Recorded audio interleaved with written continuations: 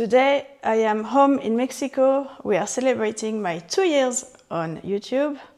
I'm going to explain to you why I didn't go to Seoul as I thought I might go when I saw you last video. And also I'm going to show you what's on my needles, what I've just finished. And finally, because you might see them a lot on this video, I'm going to finally introduce you to each and every one of my 8 pets. Welcome back to my channel. My name is Caroline. This is Globanitter. It's been 2 years. I've been posting every week on YouTube, except for 1 week when my mom came to visit in Mexico. And it's been quite a journey. It's a big challenge to tell yourself to post something every Friday. And at the beginning, I was thinking, nobody's watching me anyway. And now more and more people are watching. And I also got recognized on the street in Vienna. And the best of all of this is the people I've met along the way. There's Sophie in Boston, there's Michelle in New York, and Debbie from Anchorage just got in touch. And I'm so excited to have met some of you on layovers. And also I realize that many people are wondering or have in mind to start a YouTube channel. And this is your sign that you should start one. And I'm going to tell you why. Because first of all, it's not difficult. You can use your phone. If you're going to make a purchase, the most important equipment is a microphone. Because what I've learned is people will put up with a bad image, but they are not going to put up with a bad sound. And that's it, and your ideas and yourself. And you know, there's enough room for everybody on YouTube. That's what I believe in life in general as well. So this is your sign to start a channel if you've been thinking about it for a while. And also, I realized that many of you watching might have a YouTube channel already, and it could be about knitting, gardening, baking, sewing. And I would love if you could put in the comment the name of your channel and a brief description. So maybe we can discover you as well. So that's my 2 years on YouTube. I also said last week that I was going to try to go to Seoul to find a new yarn store, and it didn't happen because I came back from a long flight. I can't remember from where exactly. In my brain. If I remember before I publish, I will put it in the subtitles. I came back from a long flight. Yes, it was this long sector, long duty. It was Los Angeles, Seattle, Incheon, super long duty. And the next day, I had to do laundry. And I was a bit tired. I had to unpack and repack to go home. So I didn't go to Seoul. But you know, it's life. Sometimes you have to do laundry, sometimes you have to rest. I haven't been as productive knitting-wise as I was hoping to be. I have finished the flax sweater. It's made with Noro yarn, which is self-striping. I really like it. And I've made it with short sleeve because, you know, if you put this on sleeves, the stripes are going to be a different width. So that's why I like to do this as short sleeve, but I really like how it looks. It's such an easy sweater. It's perfect if you're a beginner. And actually Sophie made one and she finished before me. So just show you, I'm not that fast.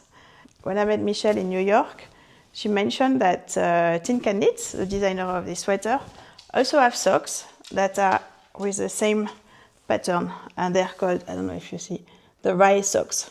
So, because I have some leftover yarns, I've started making the rye socks. This is what it is, and this shows that if the circumference is smaller, so it would be like for some sleeves, the stripes are going to be wider, hence why it's a bad idea to do a sleeve with a self-striping yarn. That's what I think. I saw a tutorial on how to make the stripes the same width, but it involved having 2 balls of yarn, and I thought, no, it's too complicated for my poor jet-lag brain. So I'm happy to make socks with the leftovers. And you already have, if you want to do this, you already have the gauge for the sweater, so you can use it for the socks. And yes, you have to do a little bit of math. If you want to know the math I've done, let me know, and maybe I will make a video. I will make a video if you're interested to explain how, because this is not in the this is not the gauge at all of the rice socks. So I did a little bit of math to get there. The other thing I have on my needles that I started on the flight home actually is Lamiel tea, and it looks like this, and it's this summer t-shirt, summer tea sweater that I'm going to make with this yarn that I bought in Atlanta, Marilyn, Juniper Moon Farm, and I love that it has some little sparkly things inside. And the t-shirt, you knit it in 2 halves and you sew it, and then you can wear it the other way around. So you can put the v-neck at the front or the v-neck at the back, which I love doing this. And you know what I do, I always change halfway through the dinner or the event or whatever. It's my little thing. So that's what I've been knitting. Also, one of my dogs, Jack, is very scared of loud noises. We have a lot of fireworks here in Mexico, and in the summer, it's the rainy season, there's a lot of thunderstorms and he gets really scared. So I had the idea of making him a headband, and so I looked in my stash, you know, I have a huge stash, and I found this sock yarn, I forgot the name. So I've decided to use this to make him a headband, and hopefully it covers his ears. I'm using 2.5mm needles, so it's going to take me forever, but it's a nice project. I put it in my handbag, I can knit everywhere, and I think I've established I have to knit for 49 centimeters or 39, I can't remember. I wrote it down somewhere, but I will have to check before I go back to work. So that's what I've been doing. Not very productive, but we can not always be productive. And I thought that today was a good day to introduce you to my gang. You know, I have 4 cats and 4 dogs, and I don't know if you wonder how I got to where I am. Sometimes I do as well, but it all started in Dubai. I've always wanted to have a cat, and in Dubai, you know, is a place where you can get help for not very expensive. Plus, I was just doing flights, coming back. The cats were only staying 1 day, and so it was easy to get some help. And so I started with Dufus, my grey cat. She was born in 2004. Unfortunately, she passed away recently in 2024. So she was 20 when she passed away. And then, because I thought Dufus was a bit lonely, I got another kitten a year later, and that was Shippy. And Shippy was with me for 19 years. She passed away a year after Dufus. So she was born in 2005 until 1920, something like this. I forgot exactly how long. And after a while, I started hanging out with people who were rescuing cats, who were feeding cats in the street, stray cats. And that's how I got Aga, my 3rd cat. Aga was a building site cat, and she was friends with the night security person. And every night she would go and stay with him, and it was her best human in the world. He was from India, so very dark skin. And I've never met him. I'm just assuming, but you will see why I say this. And so I rescued her. My friend, who had been feeding her, called me one evening, and she said, I'm very worried for Aga because the building site is finished. They've opened the street. her friend, the security guard, has been transferred. She's by herself. She's looking for him. She's looking for him everywhere. I'm worried she's going to cross the motorway and get run over by a car. So I wasn't home at the time. I was at my mom's with a broken leg. And I said, yeah, it's okay. My housekeeper is in the house. I will tell her you can bring Agana. It was 10 p.m. at night in Dubai. So she was, no, I'm going to go to bed. And then she texted me, said, I can't sleep. I'm going to bring Aga to your house. So then I had 2 cats and 1 cat. And my vet, who was also my friend, told me, Caroline, you cannot have 2 cats and 1 cat. You need a friend for Aga. I have a cat for you. How convenient. So that's when Arthur joined our life. And for a long time, my house was a battlefield because I had the 2 cats and the 2 cats, and they didn't get on. So I had to build a door to keep them separated, but they could still smell each other. You have no idea how many things I've done for these cats, how many books I've read, everything. So I got 4 cats.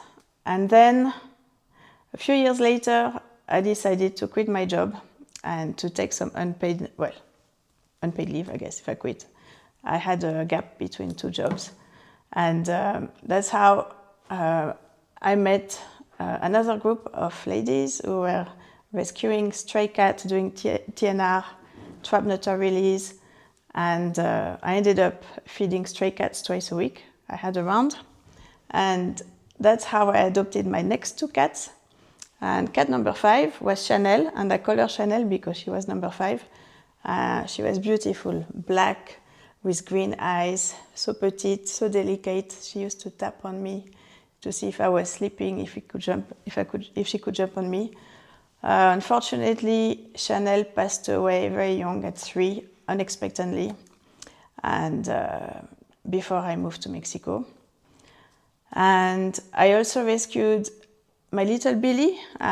Billy had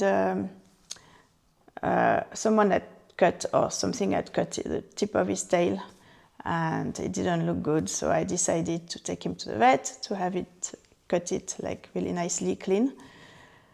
He stayed there for a few days, and then the vet said, okay, you can put him back on the street, because it was the original plan to put him back on the street. And when he came home from the surgery, I thought, no, I have a spare room. Let me put him in the spare room, and see how he gets on. And it was a good thing because I realized his tail got infected. So we had to cut more, and we found out that he was resistant to antibiotics. For 1 week, he was between life and death. We had to find out which antibiotic worked on him. So for 5 days, I was taking him every morning to the vet to do an injection of anti-inflammatory and an injection of new antibiotics until we found out which one worked. Every morning after we came back from the vet, he was full of life, like a real kitten. And every evening he was at death's door, basically. But he recovered. And so after that, I couldn't put him back on the streets, of course. I kept him. And he really is my baby, Billy. He sleeps with me, he purrs, he always cuddles.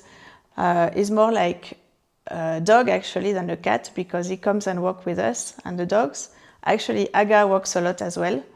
And she's the only one using the cat wheel in the house. After dinner, she always does a few laps on the cat wheel. So when I walk the dogs, I have 4 dogs and I have 2 cats following me. It's funny. And then I moved to Mexico. By now it was me and 5 cats. One of the cats, Arthur, I found out had a heart issue. So I took him in the cabin with me, and the other 4 cats went in the hold. Unfortunately, I had no other choice, but I took KLM. And I chose KLM because I know they have a pet hotel in Amsterdam, and for any layovers more than 2 hours, the pets go to their hotel. There's a veterinary there, and they change the water, they make sure they're fed, they clean the cage. And also, when you get the cat back, it says water and fed at this time in Amsterdam. And for dogs, they walk the dogs. That's what I know. So we came all the way to Mexico with my 5 cats. Very soon after I moved there, Arthur died, unfortunately. I don't think I managed to balance his treatment, because with the high elevation, I think that's what did it. I think if we had stayed at sea level, he would have lasted longer, but it's life. I didn't want to abandon him. I didn't want to euthanize him. I wanted to take him with me. I had him in the cabin with us. So, and he was fine. He was so happy to be with us. And at the beginning, all the pets were sleeping together in one bedroom in the house. So then I was back at 4 cats, and I was living in a big house, and really going for 6 cats to 4 cats. And I had a small house in Dubai. To a smaller house, a bigger house with less cats, I felt like my house was empty.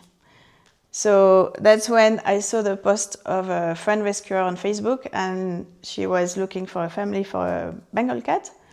And I told her, I've just lost my Bengal cat.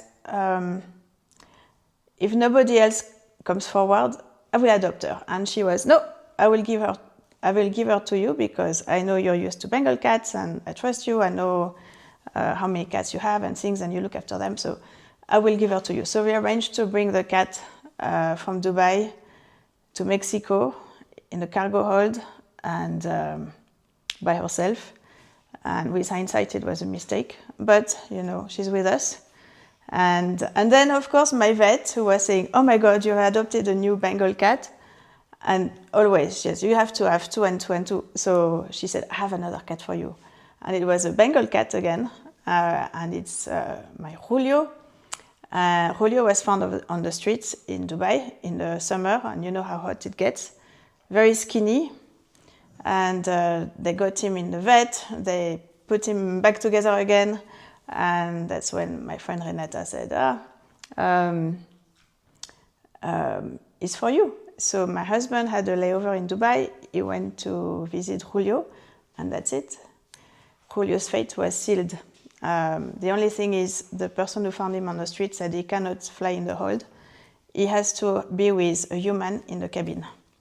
And with my commuting job, I was so tired all the time. I couldn't see myself going from Korea to Dubai, Dubai via Amsterdam, Mexico. I just couldn't see myself doing it. So we found someone, we paid someone to go from Mexico all the way to Dubai via Amsterdam, stayed at one of my friend's house for 5 days, and she came back with Julio all the way back from Dubai via Amsterdam. So for her it was great, because she'd never been to Amsterdam.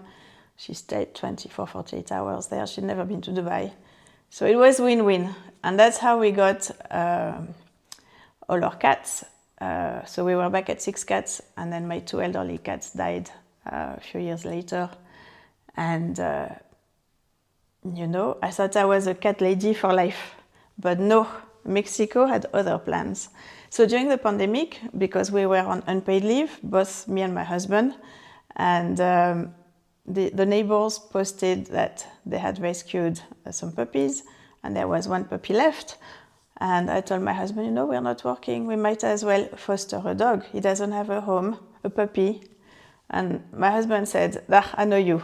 There's no such thing as fostering in this house. So we got the puppy. And this is Jack. Jack, let me show him. He's my faithful dog. He's the most gentle soul we have. Hi, Jack. That's Jack.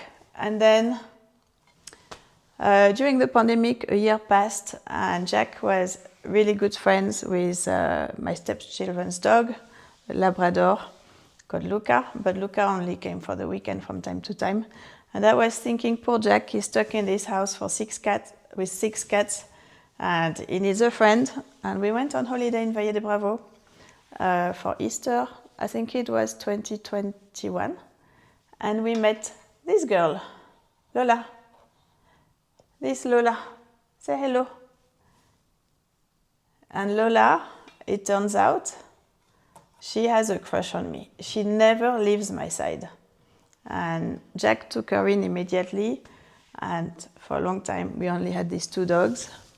They're great pets. It hasn't been easy because Lola was from the streets, so she didn't know she had to pee and poop outside. And she even used to eat and pee at the same time. For 3 months, 4 months, really I thought I had made the worst mistake of my life, but no. In the end she learned, and life was good. We also rescued Luca, my stepchildren's dog, at one point, and it was a good mix. They were happy together. Unfortunately, Luca passed away, and Jack started having panic attacks. Well, he had them before, and with Luca, they had stopped. I think because Luca was bigger than him, he felt secure. And also, when they took Luca to the vet, it was just for surgery, and he never came back. And well, before they did the surgery, they decided there was no point, he was too old, so they euthanized him like this, and it wasn't really expected. So Jack didn't say goodbye, and it was his best friend, so he's been having panic attack ever since, hence the headband. I'm trying everything for him.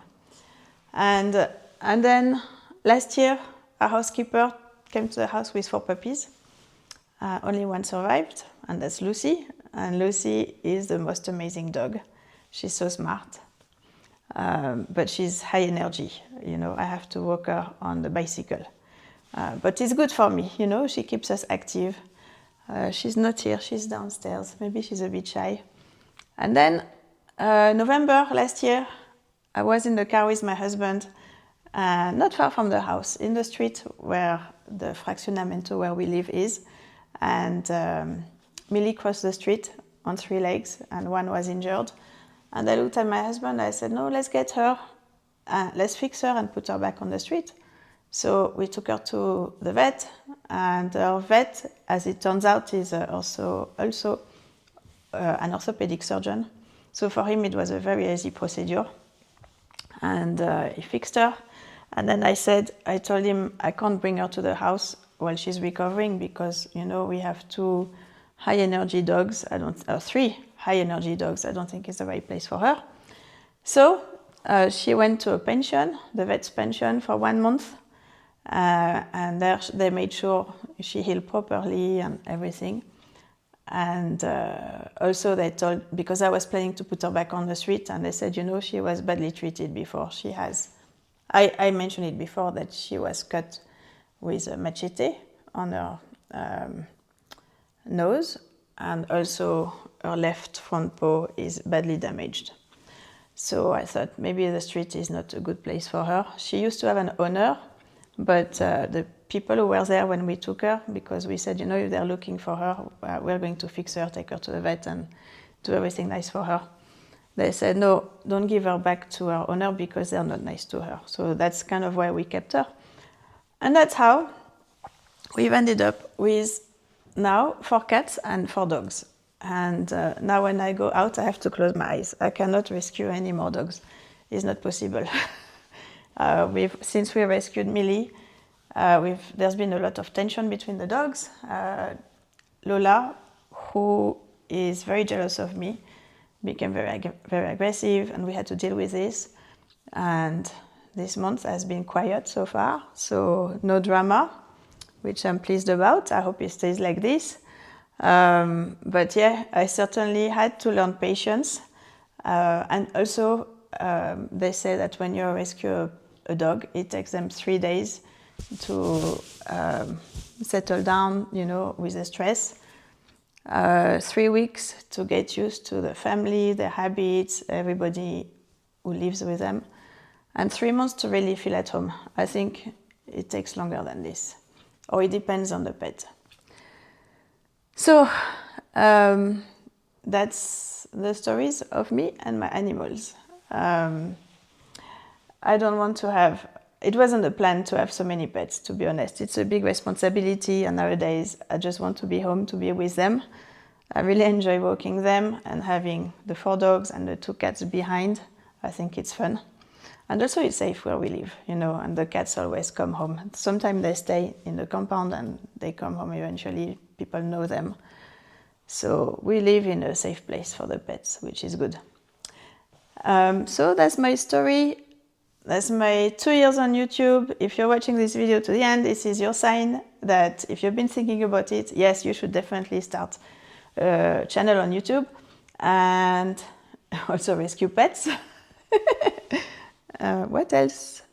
That's it. I think next week I will make a video of about my favorite yarn shops, because someone asked me in the comment once, what is my favorite yarn shop? And it's so difficult to answer this question.